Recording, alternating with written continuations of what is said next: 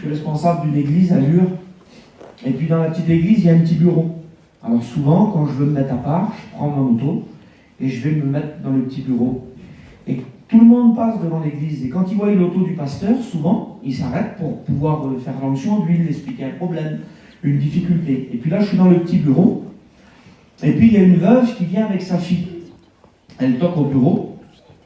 Elle rentre, elle dit voilà, Yacham, on a un problème. On est content que tu es là, on n'osait pas venir vers toi. Je dis explique-moi, ma soeur. Elle dit voilà, tu sais que je suis veuve, j'ai pas beaucoup de sous.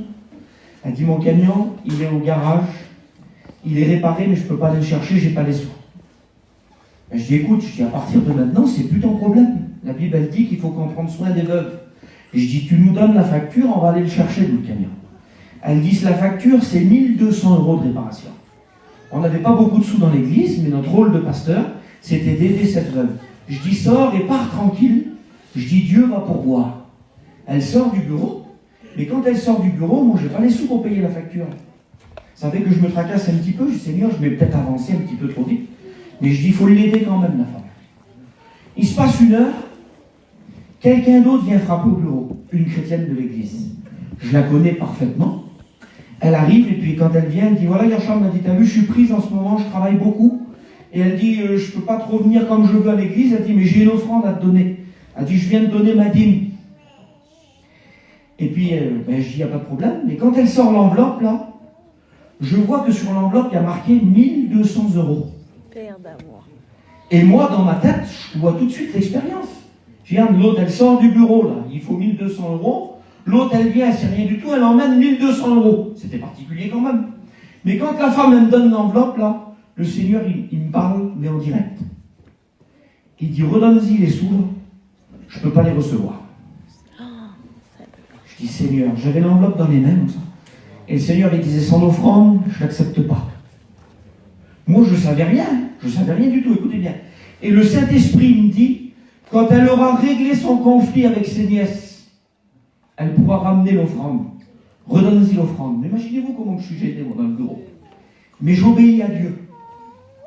Je dis, ma sœur, excuse-moi, je ne sais rien de ce qui se passe, mais est-ce que tu es en conflit avec tes nièces? Elle dit oui. Alors je dis, reprends ton offrande. Et quand tu auras réparé tes querelles, tu viendras déposer ton offrande. Mais elle part, la femme, vexée, pas comme vous croyez. Mais vexée, mais c'est terrible. Eh bien c'est bien, elle dit, ça fait des années que je donne, peut-être que je ne donnerai plus. Je dis, excuse-moi, mais c'est Dieu qui est dans l'affaire. Essaye de faire un effort. Elle repart avec les 1200 €. Écoutez une seconde. Je reste la journée, j'étais en train de jeûner. D'un seul coup, dans l'après-midi, ça refrappe au bureau. Et là, par contre, des personnes que je ne connais pas du tout. 2 femmes. Une vieille femme, dégagée. C'était une femme de couleur. Sa fille, elle est de couleur aussi. Ils rentrent les 2 dans le bureau. Bonjour monsieur, vous êtes le pasteur de l'église? Oui, j'en fais partie, madame. Alors elle dit, voilà, je viens vous expliquer quelque chose. Elle dit, on est du Nigeria. On n'est pas de Lure. Lure, c'est la campagne profonde. Elle dit, ma fille, elle est dans un foyer derrière, là, pour ceux qui sont en train de faire des papiers pour être française. Elle dit, elle est là, ça fait à peu près 6 mois qu'elle attend ses papiers pour être française, et elle dit, moi, je suis venue du Nigeria la visiter. Mais elle dit, par contre, j'ai quelque chose à vous expliquer. Je dis, qu'est-ce qui se passe, ma soeur? Elle dit, ma fille qui est là, elle a 25 ans. Et il y a 20 ans, elle a été guérie d'une leucémie. Et elle dit, moi, elle dit, pour remercier Dieu, ça fait 20 ans jour pour jour, que tous les ans, à la date anniversaire de sa guérison, je donne ma dîme à l'église. Quelle beauté. Elle dit, c'est aujourd'hui l'anniversaire de la guérison de ma fille. Elle dit, il y a 21 ans, elle a été guérie ce jour-là.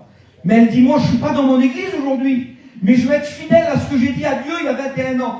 Donc elle dit, j'ai regardé sur Internet, j'ai vu marquer que l'église évangélique, elle était ici, je suis venu. Elle dit, j'ai mon offrande à vous donner, pasteur. Quelle beauté, Seigneur. Et quand elle sort les sous, là, il y avait 1200 €. Et Dieu me donnait la leçon en me disant, moi j'en ai plein de moyens. Quelle beauté. J'ai les moyens de tout faire, mais je ne passerai pas au-delà de ma parole. Amen. Je ne la prends pas l'offrande de l'autre qui n'est pas conforme. Je déplace quelqu'un du Nigeria.